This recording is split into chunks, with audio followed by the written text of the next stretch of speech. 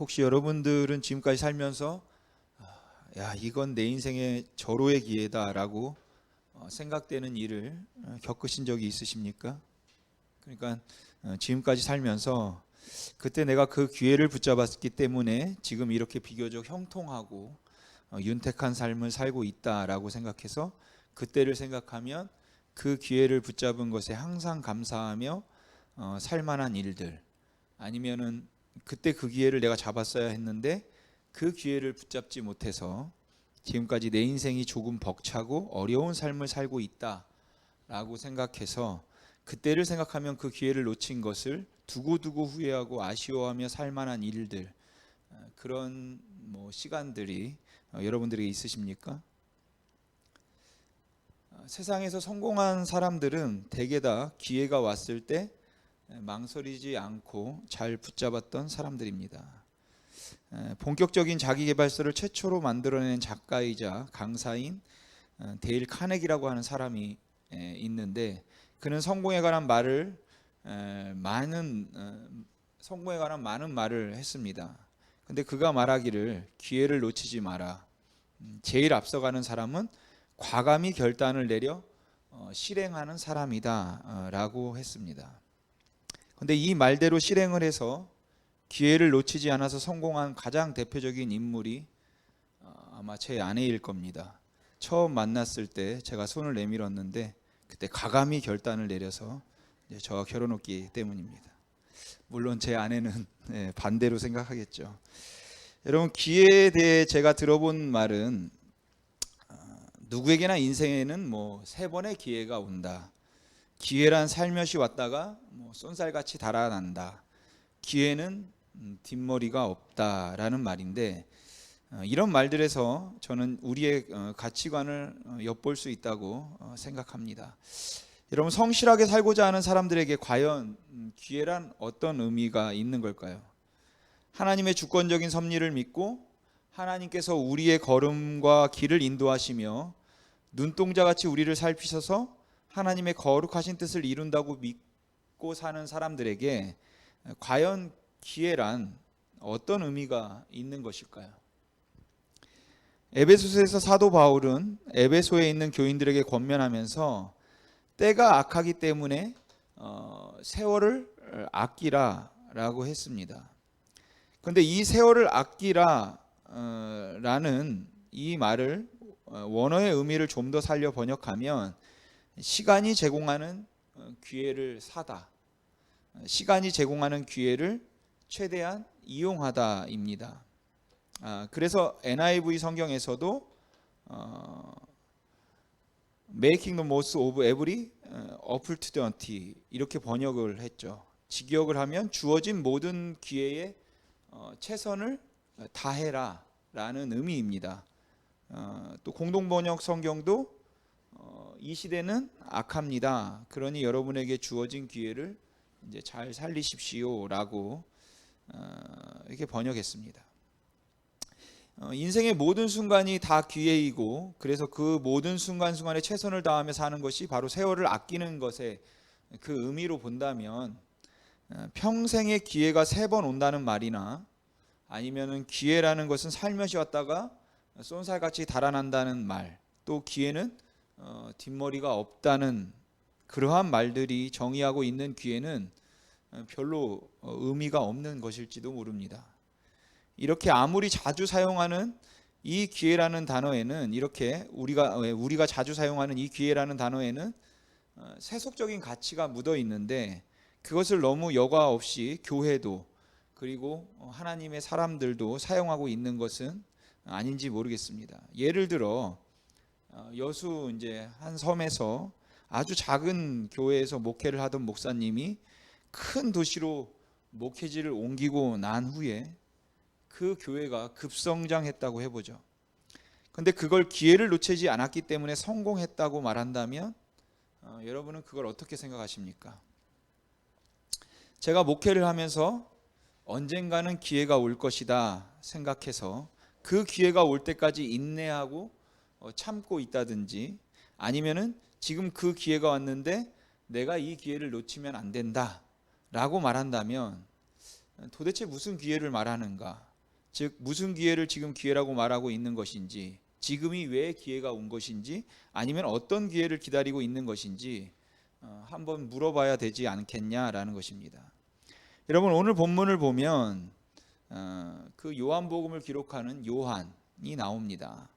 그 요한이 기록한 이제 요한복음을 보면, 요한은 그 당시 예수님을 따라다니던 사람들과 예수님의 제자들이 이해하고 있던 믿음이라고 하는 것에 대해서 말하고 싶었던 것은 좀 역설적인 것 같은데, 제자들을 포함해서 당시에 많은 사람들이 예수님을 믿었으나 믿지 않았다.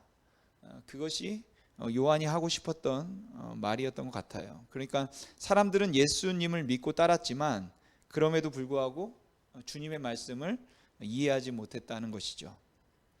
그래서 요한은 그때 예수님께서 그런 말씀을 하셨는데 나중에 돌이켜 생각해 보니까 그때 예수님이 말씀하시는 의도가 그것이었구나. 그런데 예수님을 따라다니는 동안에는 우리 중에 아무도 그것을 이해할 수 없었다. 그런데도 우리는 예수님을 믿고 있었다 라는 말을 요한복음을 통해서 한다는 거죠. 여러분, 그들은 예수님의 능력을 믿고 또 예수님을 신뢰했습니다. 그래서 예수님을 믿음으로 그들의 인생에 따뜻한 햇살이 비추겠다 이렇게 생각했죠. 그들은 예수님의 능력을 믿고 예수님을 의지했기 때문에 그 예수님 때문에 그들의 인생에 아무 문제가 없을 거라고 생각했다는 것이에요. 하지만 그들이 생각했던 것은 예수님의 생각과 달랐다라는 것이죠. 요한도 예외는 아니었습니다. 우선 당시 종교 지도자들의 입장에서 예수님의 사건을 한번 좀 이해해 보도록 하겠습니다. 예수님과 그 당시 유대 지도들 사이에는 정말로 팽팽한 긴장감이 감돌고 있었습니다. 처음에는 나사렛이라고 하는 시골 조그만 동네에서 나온 촌스럽게 이를 데 없는 한 청년이 무슨 대단한 인물일까 싶어서 별로 대수롭지 않게 여겨서 심각하게 생각하지 않았지만, 불과 1년이 지나기 전에 이 예수는 당시 유대 지도자로서는 가장 골치 아픈 사람이 되어버렸습니다. 그 유대 지도자들이 생각하기에는 말도 안 되는 이단적인 교리를 가르치는 것 같은데, 그를 추종하는 사람들은 점점 늘어났고 많은 사람들이 예수에 관해서 말하고 예수를 따라다니기 시작했습니다. 예수님은 노골적으로 유대 지도자들을 비난하는 말씀을 하셨고, 오랫동안 그들이 쌓아놓았던 전통을 무너뜨리는 것처럼 행동하셨고, 그러면서도 강한 카리스마와 약한 사람들과 소외된 사람들에 대한 그 사랑으로 군중들의 마음을 사로잡았습니다. 예수님과 정면으로 맞서서 대항해 보기도 하고, 때로는 예수를 따르거나 믿는 사람들을 출교를 시키겠다고 엄포를 놓기도 했지만, 그러면 그럴수록 예수님을 따라다니는 사람들은 늘어나고 예수의 세력은 점점 더 커져만 갔습니다. 그렇게 어떤 방법으로도 예수를 따라다니는 사람들을 막을 수 없고 예수님을 제지할 수 없다고 생각했던 이 유대 지도자들은 마지막으로 생각했던 한 방법이 어떤 명분을 세워서라도 예수를 죽여야 한다는 것이었어요. 예수를 죽이면 된다. 그것이 예수님께서 사역 초창기에 사람들에게 인기를 얻기 시작하면서 그 당시 유대 지도자들이 결정하고 계획하고 가졌던 마음이었습니다. 그런데 예수님께서 이것을 알아차리셨는지 어디론가 사라져 버리셨습니다. 그리고 그 인기라는 것이 얼마나 허망한 것인지 예수님을 따라다니던 사람들, 또 추종하던 사람들이 예수님이 사라지고 나타나지 않으니까 그들의 그 열심도 열정도 시들해지고 말았어요. 여러분, 군중의 심리를 조금이라도 이해한다면 아무리 많은 사람들이 모여든 것 같다 할지라도 그 숫자는 거품임을 알 수 있습니다. 그러니까 군중이란 어떤 위협에도 흔들리지 않는 굉장히 무시할 수 없는 아주 강력한 힘임에 틀림이 없어요. 하지만 동시에 조그만한 위협에도 두려워 떠는 가장 믿을 수 없는 나약한 존재가 군중이라는 것이죠. 그리고 그걸 이 노련한 정치가들은 다 알고 있는 겁니다. 그래서 예수님을 위협했고, 그리고 예수님을 따라다니는 사람들을 출교시키겠다는 엄포와 더불어서 예수를 죽이겠다는 결심을 한 것이죠. 그런데 사실은 그렇게 위협하는 그 유대 지도자들이 사실은 더 큰 위협을 느끼고 있었다는 것이에요. 그렇게 그들은 예수를 죽이기로 하면서도 두려웠다라는 것이죠. 그런데 예수님은 그걸 몰랐는지 그들의 그 제스처에 몸을 숨기셨습니다. 이제 된 거죠. 예수가 물러나지 말아야 할 때에 그 위협에 겁을 먹고 몸을 피함으로 예수님은 악수를 둔 것입니다. 그런데 얼마 지나지 않아서 예수님께서 다시 나타나셨습니다. 그리고 그가 내민 카드는 정말로 엄청난 것이었어요. 베다니에 살고 있던 예수님의 제자 나사로가 갑자기 죽었는데 그를 장사 지내고 무덤에 묻은 지 나흘이 되는 날 예수님께서 그 베다니에 나타나셔서 죽었던 나사로를 살려낸 것입니다. 조작이라 말할 수도 없고 부인할 수도 없는 엄연한 사실입니다. 왜냐하면 그들은 그 자리에 있었고 거기에서 예수님께서 죽었던 나사로를 살리는 것을 직접 목격한 사람들이기 때문에 그렇죠. 도대체 이 예수라는 인물이 누구인가? 어떻게 죽은 자를, 그것도 죽어서 장사 지낸 지 나흘이나 된 사람을 그 무덤에서 불러내어 살릴 수 있단 말인가? 정말로 하나님의 아들이 아니면 이런 일을 할 수 있을까? 정말 하나님의 아들 아닌가? 이런 생각을 그들은 했을 것입니다. 그렇게 그들은 너무도 불안하고 두려웠지만 그것을 인정할 수 없었어요. 아니, 예수님이 하나님의 아들일 거라는 확신이 그들에게 있었을 것 같아요. 그래서 두려웠을 것입니다. 하지만 그럼에도 불구하고 그것을 인정할 수 없었다라는 것이죠. 왜냐하면 하나님을 잃어버리는 것에 대한 두려움보다 자기의 지위와 명성을 잃어버리는 것에 대한 두려움이 사실은 그들에게 더 컸기 때문일 것입니다. 이것이 아마도 저와 여러분들이 또 많은 사람들이 범할 수 있는 오류일지도 모르겠다는 생각이 듭니다. 여러분, 죄를 짓고 있는데 왜 불안하지 않겠습니까? 하나님을 떠나서 내가 내 마음대로 살고 있는데 왜 걱정이 되지 않겠습니까? 하지만 그럼에도 불구하고 하나님 앞에서 나의 허물과 잘못을 인정하고 겸손하게 내려놓을 수 없는 이유는 그렇게 함으로 인하여 내가 잃어버리게 될 그 지위와 명예와 그동안 쌓아놓았던 것들을 잃을까 봐 두려운 거죠. 저는 그 당시 종교 지도자들이 두려웠을 거라고 생각합니다. 예수님께서 죽은 자를 살리셨을 때, 죽은 지 나흘 되어서 그 몸이 부패하기 시작했던 그 육체를 살려내셨을 때 그들은 경악하지 않을 수 없었을 것입니다. 정말 이자가 누구이기에 죽은 자조차 살려낸단 말인가? 너무 두려웠겠죠. 그리고 모든 사람들이 열광하고 다시 예수를 따라가기 시작하는데 그 열기가 그 전과는 비교할 수 없을 만큼 막강한 것이 되어버렸다라는 것이에요. 이제 유대 지도자들은 아무것도 할 수 없게 되었습니다. 예수님께서 다시 예루살렘에 나타나셨을 때 그 예수님 곁에는 나사로가 있었어요. 사람들은 죽은 나사로를 보기 위해 몰려들었습니다. 만약 지금처럼 대선을 앞둔 상황이라면 이거는 이제 선거 전략으로는 기가 막힌 전략임에 틀림이 없죠.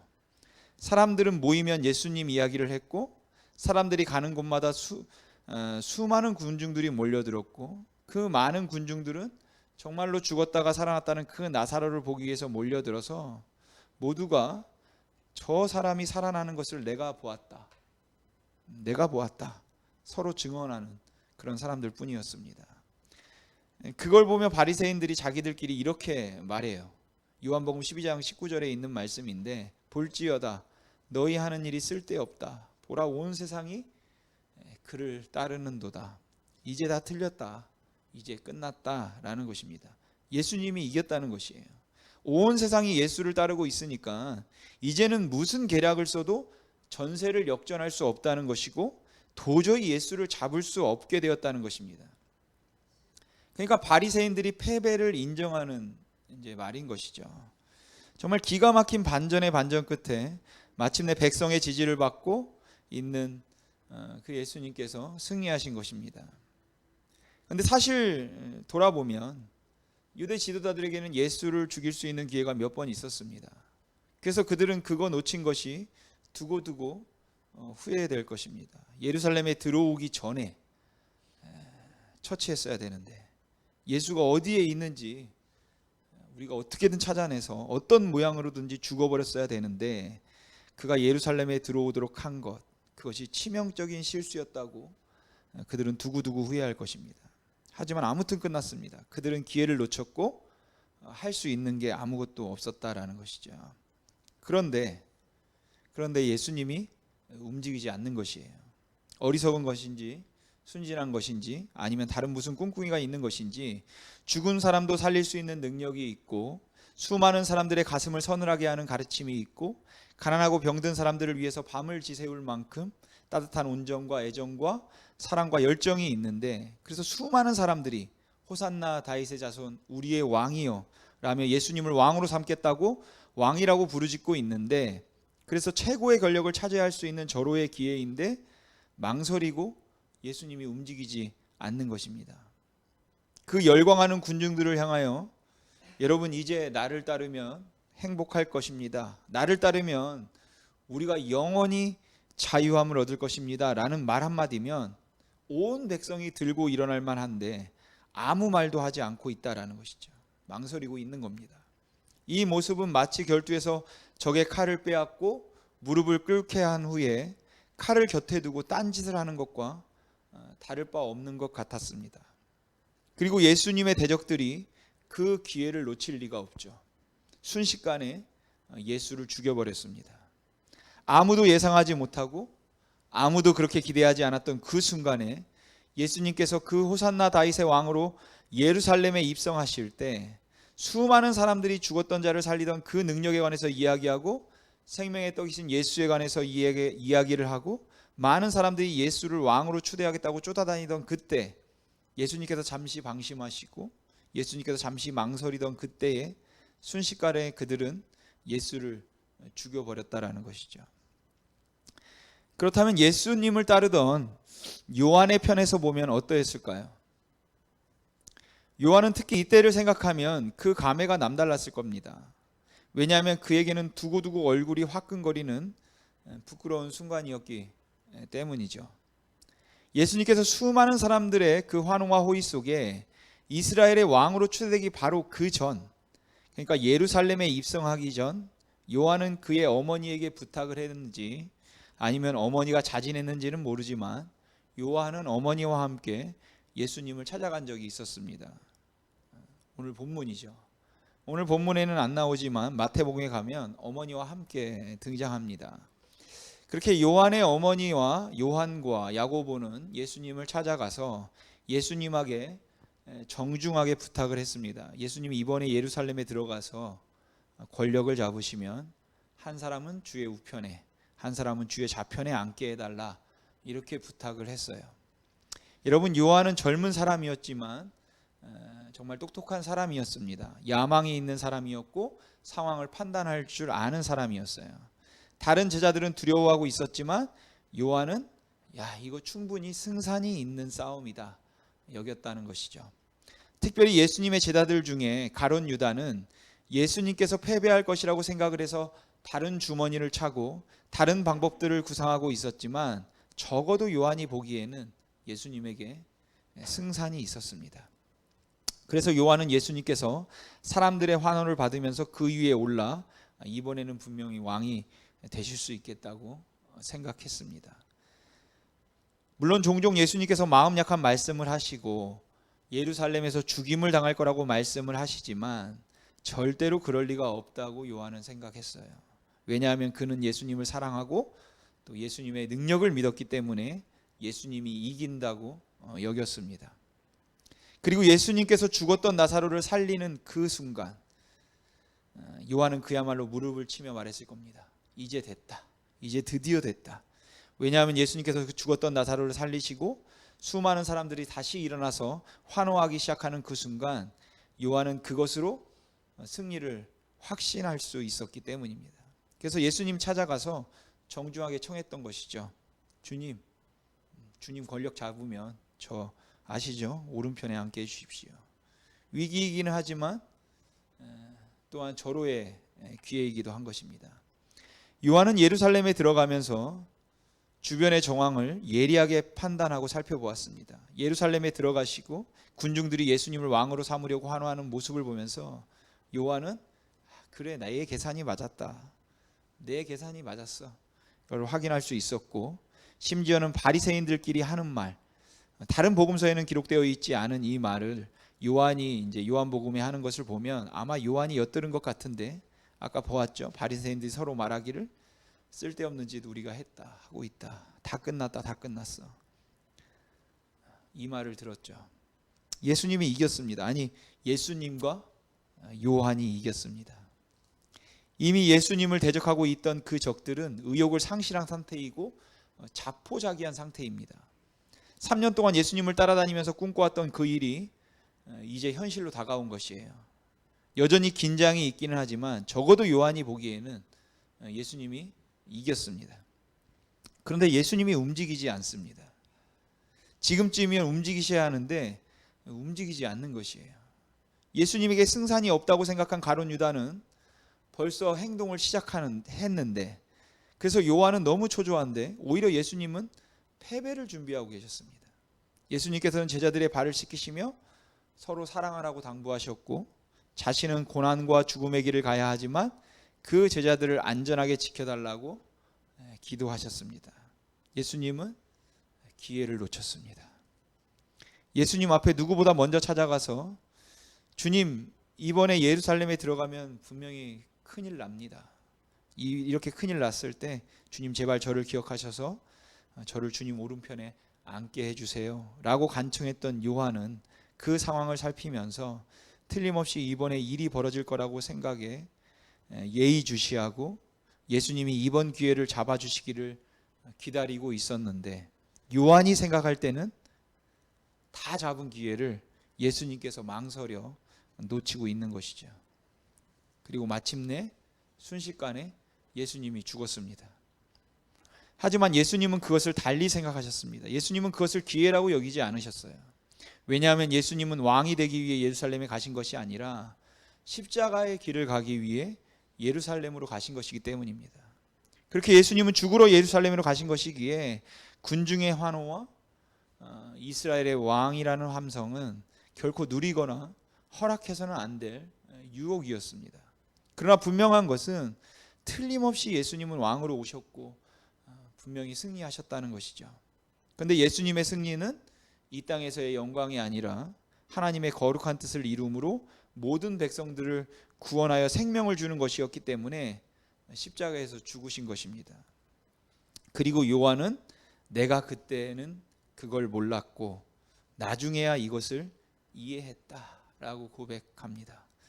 그렇게 주님께서 가신 고난의 길을 통해서 생명을 체험한 요한은 그 이후로는 절대로 그가 그 전에 요구했던 영광을 승리라고 성공이라고 생각하지 않았을 것이고 다시는 그런 기회를 엿보지도 않았을 것이에요. 여러분, 그 당시에 요한은 예수님이 왕이 될 수 있는 기회를 잃었다고 생각했습니다. 그러나 그가 그리스도의 고난과 부활을 경험하고 그것을 통하여서 그 생명을 경험하고 난 후에는 예수님이 기회를 잃은 것이 아니라 기회를 잡았다고 생각했습니다. 여러분, 영생을 소유한 사람들에게는 이 땅에 사는 동안에 세속적인 의미에서 기회라 부를 것이 없습니다. 교회가 크게 부흥할 수 있는 기회, 가장 성공할 수 있는 기회, 제가 조금 더 큰 교회 목사가 될 수 있는 기회, 장로가 될 수 있는 기회, 출세할 수 있는 기회가 오기를 기다리며 인내하고 수고하는 모습은 비록 그 모습이 성실해 보인다 할지라도 바람직하지는 않다라는 것이죠. 우리는 그런 기회를 놓친 것 같아서 너무 아쉽고, 그런 기회가 기다려질 때마다 왕이 될 수 있는 절호의 기회를 놓으신 예수님을 우리는 생각해야 할 것입니다. 아니, 우리에게 주어진 모든 시간들, 우리에게 주어진 모든 날들이 기회이죠. 주님을 섬기고 주님을 높일 수 있는 기회, 주님의 제자로 살 수 있는 기회입니다. 그런데도 우리는 자꾸만 세상을 힘으로 이기려 하기 때문에 기회를 놓친 것이 못내 억울하고 또 여전히 남을 누릴 수 있는 기회를 찾고 있다는 것입니다. 예수님은 고난의 길을 가심으로 승리의 왕이 되셨고 죽음으로 생명을 가능하게 하셨는데, 그 영광을 소유한 우리들은 이 세상에서 높아질 기회만 찾고 있다는 것이죠. 여러분, 주제 넘지만 저는 영생을 소유한 사람들은 이렇게 살아야 한다고 생각합니다. 우리에게는 영광의 나라, 영원한 생명이 있으니까 남에게 기죽지 않고 남을 누릴 수 있는 기회를 찾지 말아야 하고, 남에게 대접받고 호통치며 살기를 죽을 때까지 포기해야 합니다. 물론 여러분, 이렇게 말하는 저조차도 되지도 않는 말을 하는 것 같기도 하고, 지키지도 못할 말을 내뱉고 있는 것 같아서 참 버겁습니다. 남을 누르거나 남에게 대접을 받고 남에게 인정받을 수 있는 기회를 처음부터 포기해야 한다고 말한다면 여러분, 정말 그렇게 살 수 있으시겠습니까? 여러분, 영생도 좋고 믿음도 좋지만 사실 이 세상에서 기죽지 않고 살려면 돈이 있어야 하고 힘이 있어야 하고 실력이 있어야 하는 거 아닙니까? 우리가 이 땅에서 인정받고 대접받고 그래도 사람답게 살아가려면 힘이 있어야 되고 권세가 있어야 되는 것 아니냐는 것이죠. 기왕이면 조금 더 번듯한 교회에서 좀 더 많은 교인들이 있어야 그래도 기죽지 않고 어디 가서 할 말하고 사는 것이지, 교인들 몇 명 되지도 않은 곳에서 목회하면서 무슨 말을 해봐야 누가 그 말을 알아주기나 하겠냐라는 것입니다. 그래서 하나님의 영광이라는 이름으로 내가 주님의 이름을 높이며 또한 주님의 교회를 부흥시키고 하나님의 복음을 전하겠다는 이름으로 우리는 조금 더 힘이 필요하다고 생각을 했는데, 저는 그 힘이 필요하다고 생각하는 그 순간부터 이미 타락의 길을 걸었다고 생각합니다. 여러분, 처음부터 타협의 문제가 있었다고 생각해요. 주님께서는 내 오른손이 범죄하거든 내 오른손을 찍어버리라고 말씀하시고, 내 오른눈이 범죄하거든 내 오른눈을 뽑아버리라고 말씀하셔서 어떤 죄도 그 뿌리가 남아서 절대로 너를 유혹하지 못하게 하라고 말씀하시고, 죄의 그 근본적인 문제를 해결하라고 그렇게 명하셨다면, 저는 목회를 시작하면서 아무리 그래도 주님, 힘이 좀 있어야 하고 돈이 좀 있어야 목회 제대로 할 수 있는 거 아닙니까?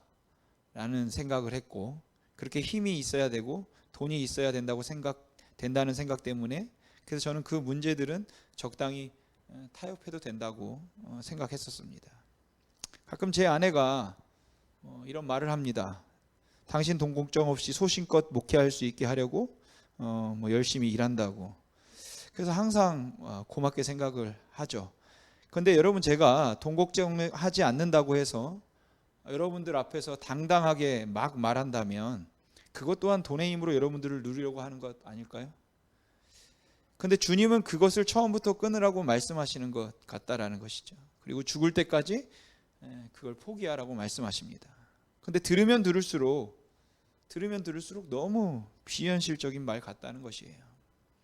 하지만 그래서 제가 문제라고 생각합니다. 저는 처음부터 그것을 힘으로, 또 이 세상에서 하나님의 원하시는 길이 아니라 세상이 생각하고 있는 그 방식대로 해서는 안 되었는데, 나쁠 건 없다는 생각 때문에 힘을 가지려고 하고 권력을 가지려고 하고 명예를 가지려고 생각했던 그 순간부터 사실은 타락의 길을 가고 있었는지도 모르죠. 그리고 저나 여러분이나 이러한 힘겨루기 때문에 부모도 자식도 아내도 남편도 목사도 교인도 다 섬김의 대상이 아니라 경쟁의 대상이고 경계의 대상이 되었습니다. 세상은 갈수록 황폐해져 가고 있어서 세상이 문제라고 말하고, 세상이 이래서 되겠느냐고 말하고, 어떻게 그런 가치관에 의해서 사람들을 대하는지 모르겠다고, 어떻게 학력으로 돈으로 사람을 평가하는지 모르겠다고 전부 다 가슴을 치고 있는데도 불구하고 아무도 무장해제를 하려고 하지 않는다는 것이에요. 왜냐하면 그거 했다가 내가 당한다고 생각하기 때문에 그렇습니다. 아무도 무장해제를 하려고 하지 않습니다. 내가 먼저 웃어주고, 내가 먼저 용서를 구하고, 내가 먼저 참아주고, 내가 먼저 섬김의 본을 보이면 진 것 같지만 그게 이긴 거라는 것, 그거 모르는 사람 누가 있겠습니까? 왜 모르겠습니까? 저도 머리로는 알겠는데 너무 억울해서 못하겠고 너무 불안해서 못하겠다는 것이에요. 자식 앞에서 먼저 내 생각을 낮추는 일도 못하겠고, 아내에게 먼저 용서를 구하는 것도 어렵습니다. 그렇게 해서 화목해도 이미 상한 자존심 때문에 승리의 기쁨이 없을 것이라 생각하고, 이미 힘에 대한 쾌감과 즐거움을 맛본 저로서는 그것을 포기하고 그걸 내가 먼저 남을 용서하고 사랑하고 먼저 품어줌으로 인하여서 오는 그 기쁨과 즐거움으로 대신하겠다는 그 자신이 생기지 않기 때문에 그렇습니다. 그러니까 하나님 앞에서 그렇게 살면 안 되는 건데, 그러니까 주님께서 가신 그 고난의 길, 주님께서 우리에게 요구하시고 원하시는 길은 이 땅에서 영광을 누리려 하지 말고, 이 땅에서 섬김을 받으려 하지 말고, 이 땅에서 대접받으려 하지 말고, 오히려 섬기는 자리에서, 오히려 남을 돕는 자리에서, 오히려 낮아진 자리에서 내가 있어야, 그래야 영원한 그날에서 안식과 쉼을 얻을 것이라고 주님께서는 말씀하시는데, 그게 억울하고 불안해서 못 견디겠다는 거, 못 견디겠는 걸 어떡하겠습니까? 그렇게 살면 안 될 것 같아서 조금이라도 힘을 더 갖고 싶은 그 마음을 가지고 있으니 어쩌면 이게 타락한 목사가 아니겠냐라는 것이죠.